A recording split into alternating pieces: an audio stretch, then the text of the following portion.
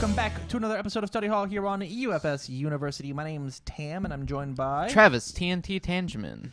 James. And Tyler.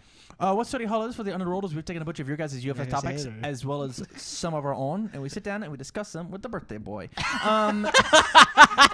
If you like the content, please go to patreon.com/UFS University. Support us at any of the levels. We'd absolutely love it. Keeps the lights on, keeps the content rolling to you. You can also suggest topics depending on what level you pick. If you don't have any bucks to toss, that's totally fine. Doing the cool YouTube stuff is just as helpful. Like, share, subscribe, put it in local groups, and honestly, like sharing the video as big as it can be. Sharing it with your mom and your grandma. Your grandma likes Street Fighter, right?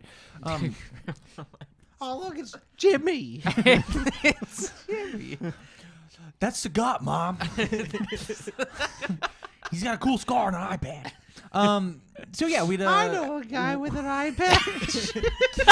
we'd love to hear. Topic 4, before we get derailed too terribly hard, is going to be about the barrier of entry of UFS. So I was having a small conversation with my sweet baby boy Ryan fam, and I was like, "Hey Ryan, look at all these cool things that you can do, and blah blah blah. And like, here's some ideas, and blah blah blah." And he was just like, "Ha ha ha! None of that matters. Nobody. It's super hard to get in the game. I got to figure that out first." And so our job here as UFS University is to do Ryan's job for him. My question is, and now Jason Jasko Horansky, Ryan didn't ask me to do this. It was just I asked him how his day was going, and he was like thinking about this stuff. Showed me a bunch of Magic articles, which were really fucking cool, and was like, "How do I get people to play the game?" And we talked about it a little bit, and I want to bring it to the table. How do we get people to play the game? There's two things that I want to talk about, two main points, and I want you to really try and stay on topic because I think this could go super long. What is stopping people from getting into the game? What is this barrier of entry? And secondly, how do we fix it? Really focus on that first one. What is it? And then we'll really put our focus into how do we fix it. And then as we do that, I'm actually going to go get Michael. So you guys have a conversation. I'm going to grab Mike. I think...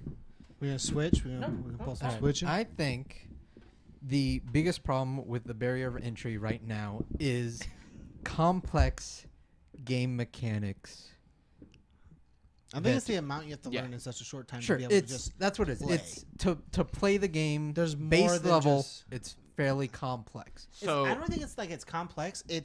There's more information than like your average card game. Well, like Magic is draw a card, play a dude, tap a thing. Sure. That's it. Those are like your three mechanics are draw a card, tap a thing, play a dude. That's it. That's what you do. Is you play a thing, you tap a card, you draw a card. That's it. Sure. In this, you gotta check a card, look at the top, compare numbers. You're doing math. That's what makes it complex. So, is that there's so much. There's a list. Yeah. That you have to learn first, and then you can learn how to play. So to explain it in the way that a player who I know who had cycled out of the game, who they were newer because they had a few issues, and one of the main issues was every decision that they made mattered more than in any other card game. So in UFS, whenever you make a decision, it is always game breaking. There's always a potential that it either wins you the game or loses you the game. And it's less so in other card games just simply because of the fact that we have a check system, and B, we aren't slinging spells at people or attacking them with creatures to win the game. Mm-hmm. We're winning through these attacks, which are all decision based, and that's how we win the game. So I think the main barrier of entry, I actually think there's two of them, is that every decision you make will always matter, like barring any RNG stuff, like, oh, it didn't actually matter because they checked bad or anything like that. But every decision you make matters, and the fact that it can be very off-putting as a new player to randomly die on turn 2. Sure. I actually think that's a huge barrier for our game. Isn't that like for any card game, though? No. You will... The only format... There are 2 formats that you can possibly die on turn 2 in Magic. And they're formats that barely anyone plays. Okay. So... Does that not happen in Yu-Gi-Oh? In Yu-Gi-Oh, Yu-Gi-Oh, they're trying to get away from doing one turns. They are. Like, you can still just at any point sometimes just die. Yeah. So This happens. Yu-Gi-Oh is another one where you can just randomly die, but Pokemon, most of the time you aren't just going to die on turn 2. It's like a 3 to 6 turn process. Yeah. Weish Wars, you're not gonna die on turn 2. Card Fight Vanguard, you're not gonna die on turn 2. You can basically die on turn. No. You can definitely. You'll never actively lose the game Oh, you're on right. turn You'll 2. never actively lose. But if you ever end up at 2 on turn 1, you're done. Like there's almost no going back from that. Yes, but not what we're talking about, James. It's the same. It's the same concept. It's just sometimes that just kills you. It's why some people don't. It's the reason I personally also don't like Magic. It's just like getting Magic fucked. Hello. Really sucks, and like that just is like that's just losing right there. When you get mana screwed, it's just that's it. It That's happens. losing the game. It happens. Luck is a factor, but I'm talking about we actively kill more people on turn 2 than any other card game barring Yu-Gi-Oh. Hello everybody, we're back. So I brought Michael in because one, he was going to suggest this topic before I brought it up, And he's our expert new player. and he's our newest player, and he's played competitive card games for his entire life. So like his Nerd. yeah, dork. His insight on this would be really fun, and me and him are going to be sharing a mic the best that we can. But the show's yours, okay? It's your mic now. How are you to share? How are you to share him? Just gonna listen. Oh, how are you sharing him? All right. If it wasn't for like the fact that there was like, I guess I struck into the mic. If it wasn't for like I don't an think actual that, don't worry. community that had like cards and like shared ideas, like I definitely wouldn't like A, be playing, or B, have like the sick deck that I have right now. Like if it wasn't for you guys and If you didn't have cool like, friends. getting me into the game, and then like having the cards like and not necessarily having me have to worry about getting certain cards. Yeah. So it just like widens like the amount of like cards and decks I can play, because like I could play Nutcracker if I want here, but if I'm like a new person, Right. I definitely Yeah. can't. I'm definitely not Yeah. playing Nutcrackers. But like it's really nice just to have like an environment that like allows you to succeed. And I feel like it'd be really hard to get into this game without it. So with that, I'm gonna snuggle with Tyler. So with that said, though, like, are you saying that the way that you fix that is like have a better community project manager, like having somebody? I know at one point Sam was the Premier Store event runner, and she was like keep tabs on all the Premier Store events. I don't know if somebody's doing that currently or not, but like, I believe I've been told it's Luke's job. I think Sam said Luke was the one who took over when she left. Yeah. So I actually think that's another pretty decently large barrier in our game is actually the price of some cards, or the price of staples. Like, yes, they can get high in other games, but if we look at the average cost of like a standard deck in Magic right now, you could probably get one for 150 to 200 and have a really good deck. But in this game, if I want to play this sick all deck, I need 4 Nutcracker, possibly Throw It Down, possibly all of these other expensive cards. I have not seen. Did Dejanet play Throw It Down? No, okay. What has Throw It Down done? Nothing. Nothing Throw recent. It Down has not It's done anything it's in still a very very long good time. card. Sure. Like, the card's still very good if you're playing an aggro deck, which definitely a good aggro shell. You don't need Not Over Yet for that. You definitely don't need Not Over Yet. Not Over Yet. I mean, Throw It Down. I mean, it's a very good card for aggro strategies. But I digress, because that's not what we're talking about. We're talking about money staples. Stuff like Prepare to Fight is another very noteworthy mention. That card was, and still I believe is, 50-ish. And that card has done a lot in our game. Yes, that one has done a very lot. So a card game we didn't talk about is DBS. Is that also another card game where you can die really quickly? I haven't played recently. Yes, that's. okay. But it's not turn 2. It's more of like a turn 3, 4. Yeah. Okay. Yeah. They And then- the only deck that could turn 1 or 2 they banned. Okay. I've Multiple times. I don't know about price of cards. Every card game I've looked at, they all had very expensive cards, and UFS has sort of been the outlier. And that UFS is cheaper than other card games. yeah, like Nutcracker is insane, and like that's why Nutcracker's it's, like our highest, but like our average is way under everybody else's average. so I actually looked up and Can people hear you? I don't know. You guys can reiterate me.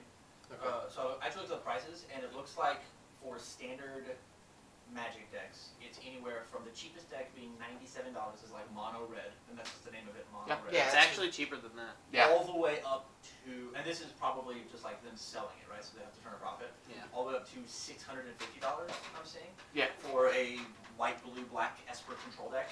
That looks fun. And so like paying $600 for the best deck sounds very Yu-Gi-Oh like. And, I mean, but at the Yeah. same time, paying for 4 Nutcrackers plus Let's Cut Loose plus. Let's Cut Loose is like a $8 card. Yeah, but you gotta play 4 of it, right? I mean, so it's like $8 rare. That adds up. It adds up, Yeah. especially if you just buy it. But like, I don't think it gets And over so, like, 200. in Magic, there was, like you just said, there was also a range. So, like, you had this good mono red deck, it's $97. In our game, we have these X amount of decks that are good, and our budget decks aren't as good. Compared to a game like Magic. But like Pokemon, so like I would compare our competitive scene more to like a Pokemon, where your money cards are mostly going to be rares, are mostly going to be foils, where like you're paying more for that than you are for things like that. Also, there are a lot of we And, have like, a lot for of random. Mono red always plays more commons than I've seen any other format of deck. Yeah, of that, but of still, those colors. like Because it's I'll drop a dude, I'll drop another dude, I played another dude. we also have a lot of random rares and ultra rares that just don't do anything and are expensive. So like Flipcat has not really done anything, and the card's still the most expensive ultra rare in Street Fighter versus Darkstalkers. That should not be true. It is. Should not. I said It should. shouldn't, Should but not it be is. Because the card hasn't done anything, and it's still 30 plus. I think that's not true. That then It that is. comes down to an issue of there's only 2 to 3 sellers. That's what Yeah, that comes down to. But still, that is a barrier for a new player. Sure. But, like, that doesn't change anything that there are 2 or 3 sellers. I agree. Yeah, I'd find it that really changes hard the to get secondary cards. market. Yeah. The secondary market also influences the ease in the game. Like, especially if you're like newer to the community, you can't just like go to your card store and like buy packs. Like, it has to be a specific card store. Just because there's It's not like everywhere. such a select few like Jasper It's not stores. as open to everything else. Yeah. So like, yeah, that's rough. So It is. to kind of condense it down and sort of talk about what we're talking about, what the problem of what is the barrier to entry? Let's sort of reiterate. The barrier to entry is, Complexity I would say, complexity. of the game. Complexity Like of the game. How many things you have to learn right away to get to the base level. And price/availability. I'd say availability more than price. Yeah, but price is still there. Price has to do with availability because consumers. Sure. I think though that on the topic of availability, it's not. You have to have other people to play with, and we don't have. That's also very community's true. smaller. You our have community to. is very small. So like the 3 things you need is a community, a good secondary market, and an easier way to get into the game to learn the basics. Yeah. all right. Are the So 3 I things think you need. I think the secondary market is fine. I don't think so. It- After looking there's- at prices just now. Sure. There- So TCG player, that card goes for like 15. Yeah. I I mean, Cat's a $15 card. Rochester has them for 36, and then I'm looking up Legendary Wolf right now. Yeah. It's It's price the gouging main- is very bad in UFS. It's the Okay. main 2 sellers we have for our game. Like ever since I have Hard. started playing, Trash. price gouging in the secondary market has been very bad. okay, sure. So then, how do we fix these problems? You tell people not to buy from there, but that's rude and inconsiderate to those who have to try and run a business. So It's not really. it's hard. so like the main way to fix it is honestly having more sellers, Sure. which we aren't at a place in our community where we can actively say that is a good solution. I Sure. think we need to find a way to get people more into using TCG player. Okay. That's also very true. Shout Plug, out to our TCG plug, players. plug. Tam gives me some Plug, fucking plug, dumbass plug, face. plug. Yeah. So then, we do that by having the game be more Open. accessible. which can also Is it just even my be phone? down to the sets that we end up getting. No. So Okay. like our sets, they're all like fighting game oriented. Most of them, like 75% of our sets are fighting game oriented. So Which if is we, already like a small. which is community. which is a very niche group of people. And then Legendary Wolf And then website's down right now. the two non-fighting game sets that we have are an anime, which is yet a very niche group of people, and a game, We'll take a over the world. another card game, It's a cool anime that nobody knows about. It's Yeah. not. another card so here's game. the things that are not that are not fighting games. We have Mega Man.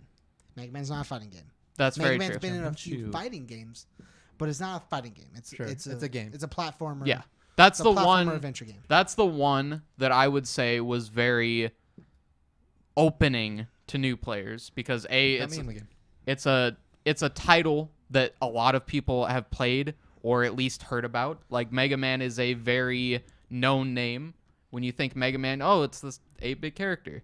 Like that's always what I think of when I think Mega And in Man. my opinion, think of we a man can't on a really mission. count Endines or Seventh Cross. Seventh Cross and Endines are very cool, neat concepts, but they're not there to bring people in. That's So, very okay. true. They're there to support the game itself. So Yeah. if it's not sets, then let's do Fam's job. How's Fam get new players into the game? How's our sweet baby boy Ryan get new players into Oh, the game? we get sets people want. Yeah. Okay. Yeah. And so they see a cool set, and then Yeah. what? How do they go from there? Because then they say, "What's this card game? Cool. What do I do now?" Oh, We need an it's very easier way complex. to simplify the complexity without changing it. Without changing You the right? complexity, we need to simplify it. So upstairs, we have packaged, sealed, a My Hero Academia card game. Yes. We all at this table fucking love My Hero. Yes. And it has not been cracked open. We love card games, and it has not been cracked open. So you think the fact that My Heroes just there's a My Hero card game. Yeah. Why are we not all over it, right? Because none of us actually have the time to do that. Well, no. We're but, stuck here like, doing a I have podcast. no interest in actually playing that card game. Well, it's because it's not a. So it's not the card game we play. So name the last 3 card games you have actually played. UFS, Dragon Ball Super, Yu-Gi-Oh. Now, why did you play Yu-Gi-Oh? Because there was a TV show. No, why did you play Yu-Gi-Oh recently? Why did I? Oh, because Because we there were was trying a to run a TV show. podcast. Because we were trying to run a podcast. No. I played because I wanted to reconnect with my friends. It was a community. Yeah. I originally played because of that, and so Then you didn't get back into the game for the game. You got back into it for your friends. correct. Okay. Why'd you last play Super? That was my job. Yeah. I had to play for work. You had either. And Gohan's sick. So the and game there's a TV didn't show. do it for you. No, but The game needs to do it for you. But the game kept me playing. Yeah. I like Dragon Ball Super's mechanics I like a also do. bunch. I I love think charge one from hand is super good. I don't get mana screwed. It's impossible to get mana screwed in that game, and you always feel like you get to play a card. it's also the reason why I like Duel Monsters. Kind of like Duel Masters. Sorry. UFS. I always feel like there's You at have a least some chance. sort of a fighting chance, right? Yeah. I don't feel that way in Yu-Gi-Oh, so I stopped playing Yu-Gi-Oh. Yeah. The reason I stopped playing DBS is I didn't have the funds to play DBS, and they didn't make a good Gohan until like now. He's sick. And so like I think like the biggest thing is we have to keep the game fairly simple, as well as it should be easy for people to get a bunch of good cards. Yeah. One of the coolest things that Yu-Gi-Oh's ever done is the holiday tins. Yeah. That's also what I was thinking. Yeah. Were the so the tins were a very good thing that I think they did incorrectly. All these mass reprints they're doing with Jessica. Okay. You just said tins, and we talked about tins and a I different card just figured game. everyone would know what I was talking about since I segued from their tins to our tins. You should let Michael talk about what the holiday tins are. Yeah, sure, go ahead. Okay, so the holiday tins usually take like 1 or 2 staples, like from the previous format, and reprint them, and then they also take other good cards from like over the time and they reprint those as well. On top of like coming out with a new card, like I don't know, like a new Shoryuken or Covert intent. covert intent. But it just like they look at the secondary market and they're like, okay, all these secret rares are being played. Okay, well, all these like expensive ultra rares or like harder to find like promos and whatnot are like super expensive. So to give more of them to the community, to give more players access, they like constantly reprint like a lot of stuff. Yeah, and so like, the problem with that game is that it's got a fluctuating market, but it helps the secondary market to where like certain people aren't gouging other people for cards and stuff like that. Like my best 2 examples of the way we can use this is there was a time when Templar was a $30-some-odd card, and it was the white version, not the version you could just get in the pack. Because for whatever reason, at one point, they printed a white version that like no one had. It wasn't handed out as promos, wasn't handed out as anything. It was just a white version that existed, that some people had, some people didn't. Wasn't handed out, wasn't given away. I think it was handed out, but like It wasn't redemption. It wasn't handed out. I think we got them at PTCs. How did we get $1 million?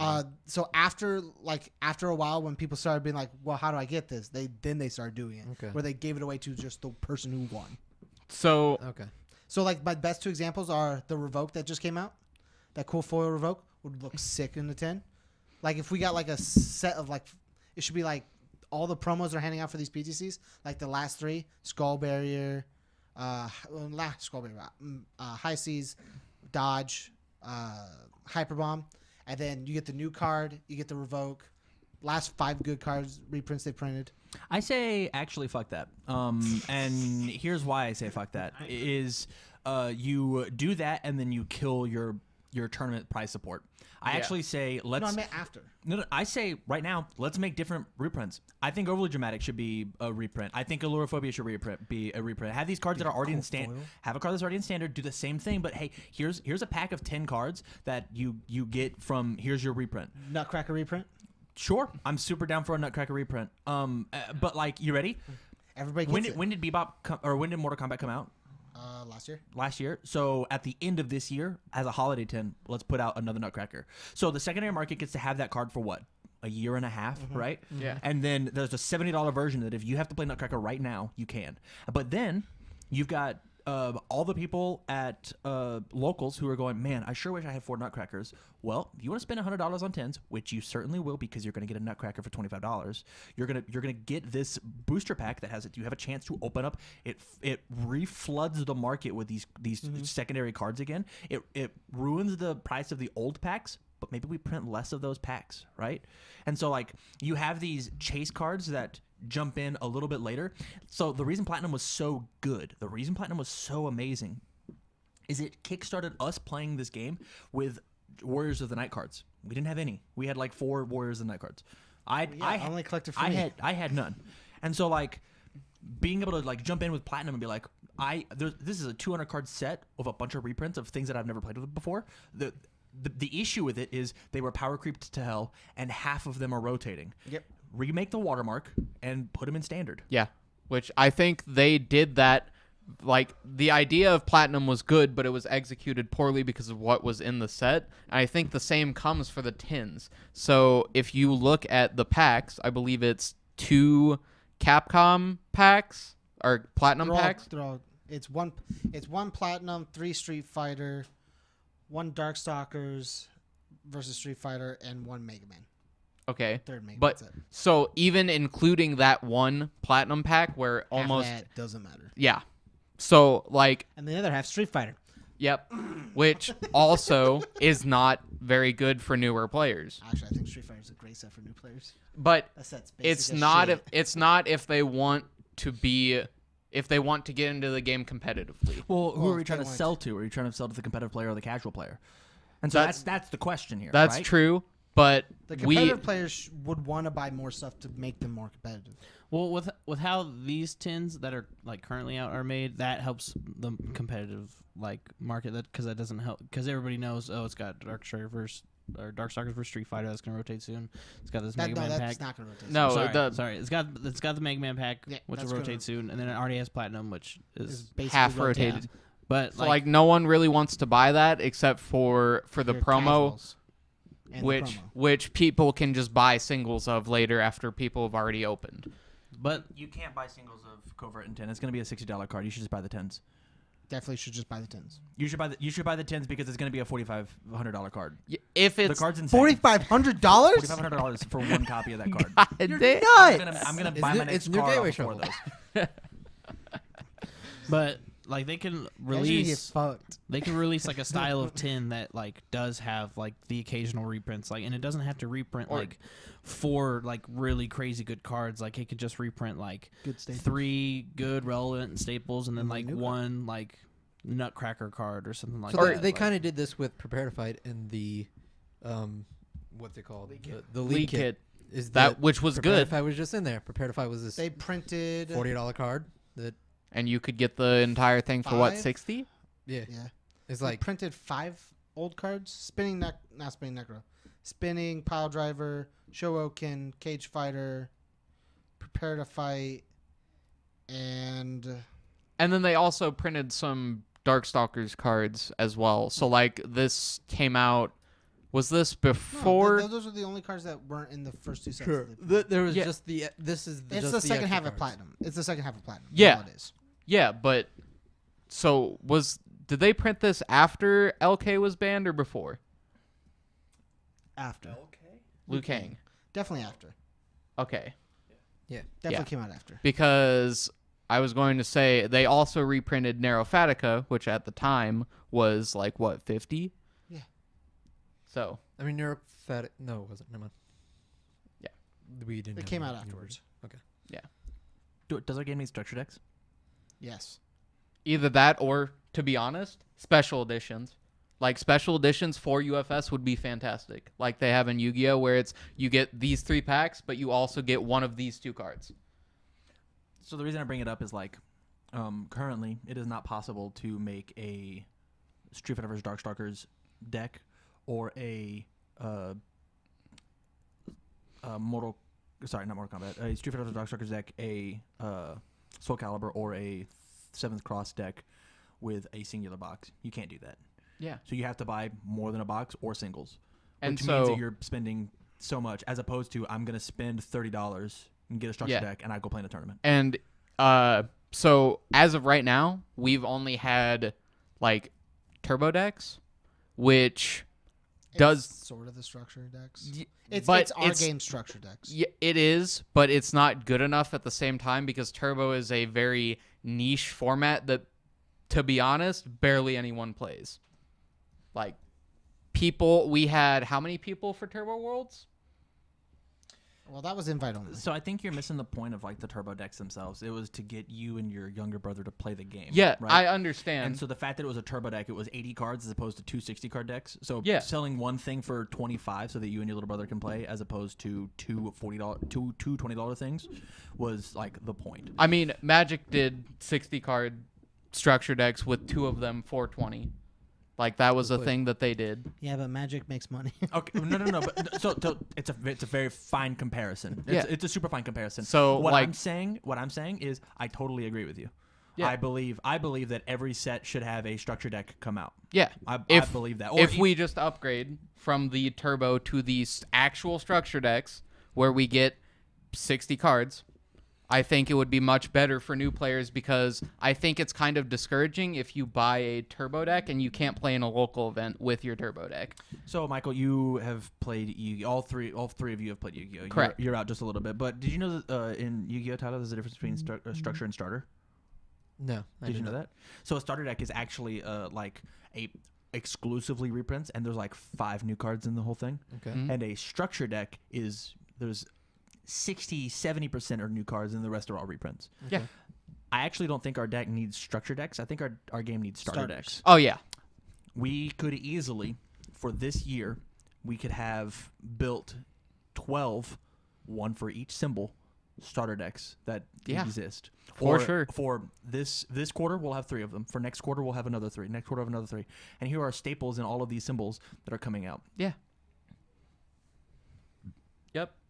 That's an amazing idea. It'd also be a solid way to reprint things. It's how Yeah. you reprint things. It's how we reprint Like, things. It's how Nutcracker's we a get new common, but players. Just drop the original price, or actually, it might actually raise the original price. I don't know if I want to live in a world with common Nutcracker now. Okay. You'd make it the one of. You would make it the one of like Oh, it ultra rare wouldn't- type thing. It would not matter what rarity you made that common on Nutcracker. The other Nutcrackers would rise through the roof. Please reprint anything else besides Nutcracker. And So here's the thing though. Please You ready? drown us we, in we Nutcrackers. reprint Nutcracker because like that's the chase card up from under all. Like you have to play 4 Nutcracker in order to play the all symbol. Now Nutcracker has flooded the format because everybody has access to them. The card is overpowered. We ban it. Right? And so this is the way that you determine whether cards are overpowered or not. Yeah, you have. It's also where we get a ban list we a need. singular rough format because everybody has access to everything because the secondary market gets their initial bump, their initial push of, hey, fatalities are still $50, but because of the end of year stream, one of these tins is we've reprinted fatality with 2. Was that the camera? It was your computer. Yeah, that was a You got a Facebook message. message. We have reprinted fatality with 2 different Mortal Kombat characters while we still have the license. It's no longer Melina and Goro. It's actually Scorpion and Sub-Zero. It's actually Quan Chi and it's Quan Chi and Scorpion. There's the head kill, right? So like It's Quan Chi and Shinnok. it's Quan Chi and Shinnok. Like we have 2 new characters that are like doing this thing. Man, I just want a second Mortal Kombat set now. I agree. It'd be really sick. Okay. So, hey, let's get back on topic. We fixed the barrier of entry with. We didn't fix it with. We suggested fixing how. We how to fix suggested fixes. it, on how to fix it. We grabbed our hot glue gun. Sure. With the starter decks. Flex. There you go. We're back. Yep. Okay, we back. finish your joke, Tam. Flex Seal, please pay for dinner. I think structure We'll send you a decks bill. are super good. I think reprints of high rarities coming down. The issue is we don't quite know what it does to the second market. Honestly, like part of the issue, if you want to talk about gouging people, the original Nutcrackers are going to spike. They're going to get more expensive, and so But people That's who only are, for people on a rarity whore. people who are rarity whores and it's going to take. I'm gonna get on my knees. Oh man, that's the position you're used to. It's gonna. That's It's I'm used to that too. It's gonna take and ruin the secondary market. Like so Rochester CCG and Legendary Wolf are now gonna have these $70 cards. Their liquid assets are going to either skyrocket or plummet. We don't know who's gonna be willing. People very rarely want to buy a $70. Who's gonna buy a $100 Nutcracker, right? Right. Especially for a game that's not that big. But the point is, let's lower the barrier of entry, and so now the game's going to get bigger, and so people are going to care. Yeah. Sure. Yeah.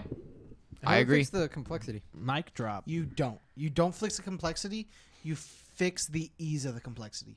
How they learn it. Yeah. You fix how you learn it, not how Ease your not what it is. complexion. You don't fix what it is. You fix how you learn it. Sure. What does that mean? You need an easier way that we need to find an easier way of teaching people. Like we're trying to figure out the whole teaching thing we're doing with the videos. We need to find a way to just make it better. Wait. Yeah. With our turbo decks, do we have the manuals that Yes. explain the mechanics? Okay.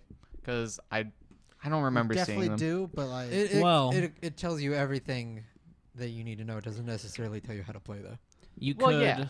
But like, it I tells you think how to play a card. yeah, I think that's a good foundation though.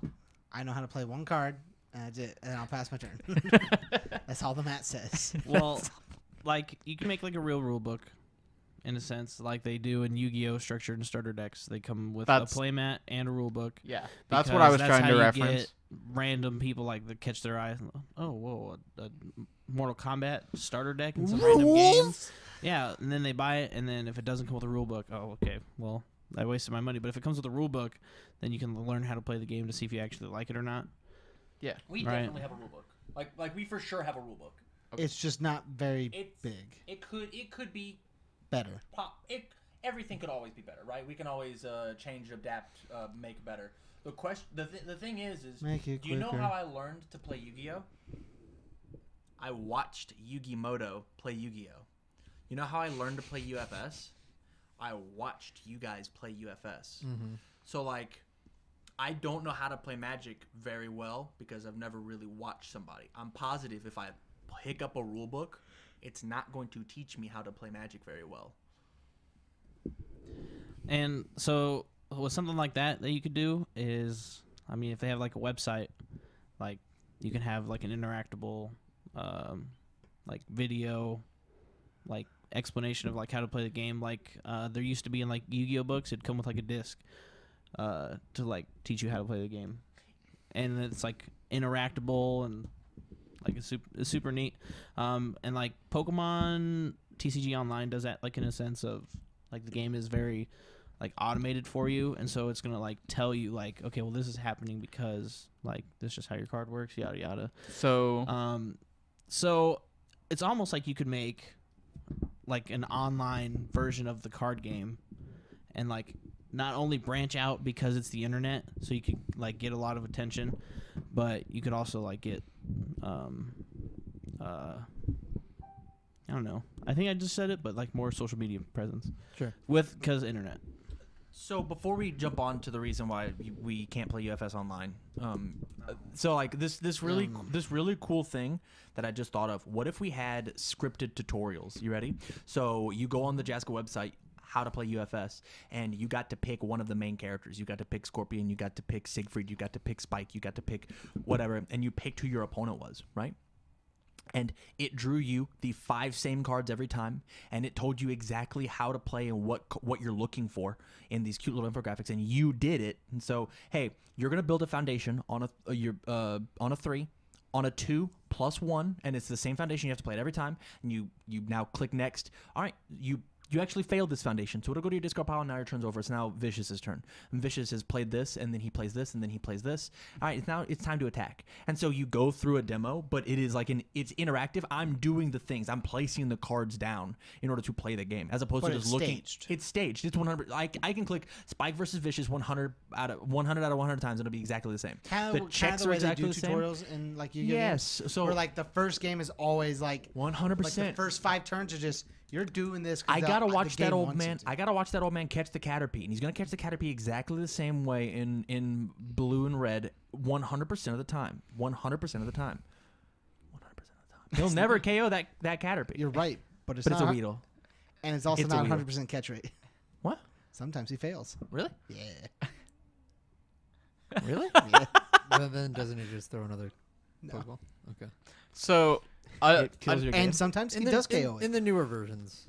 Sometimes they get KO'd. Sometimes he doesn't catch it. Well, and then it just Okay. it exits and goes. Okay. And I didn't do Who it. cares? But that's how it happens. That's right. That's how it works. But like that, what I'm saying is like we have this very scripted thing that when you get a pack of cards, it goes to the website that says a QR code. It goes to the website and says learn to play. Kind of like Here's the things they put in the Pokemon packs. Yeah. And the ones Force Will had. The top box, box toppers, the inserts. Learn to play the Pull game. one. Yeah. So another thing that I think we, because of our community being as small as it is, we don't have like YouTube presence when it comes to tutorials. So when it comes to tutorials, calm down. We have one We video. don't have So- people that are good enough. So the YouTube we tutorial. had And there are tutorial videos, and we have one video. we have an outdated tutorial from Shane Duckworth, shoutouts, from a very long time We ago, have a which Jasko which video as well. which It's explained also very outdated. the very basics of the game, which were also, even our basics are pretty complicated as far as card games go. So like, I don't think they're more complicated. I think we just have more of them. well, yeah, that's true. So like, if I go and I search up how to The play first Magic 5 the minutes of this Gathering, video. if I go and I search up how to play Magic the Gathering, I can easily see 20 plus videos on the front page of how to play Magic the Gathering. But if I go search up how to play UFS, I can see like 4 outdated videos that maybe teach me the game and maybe don't. That's fair. That's fair. It's also Then that's some- just we got to do better.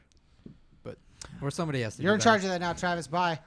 Some- Let's get started. Somebody do better, because if it's not us, then I don't know if you think Make you it can. you. If you think you can, then please go ahead and do it. That's Make really it positive. you. Good job, buddy. Yeah. Make it you. You do. So with that, we're gonna close this very unorthodox episode of UFSU. Hell yeah. Thank you, Michael, for coming down, at least for the little bit that you did. Yeah, it was fun. That's enough out of you. That's enough out of you. So from all Here, of us Mike, here Michael, at you have mine. UFS University, stay learned. Get learned. Been learned. trying to get learned. Goodbye. Happy birthday, James.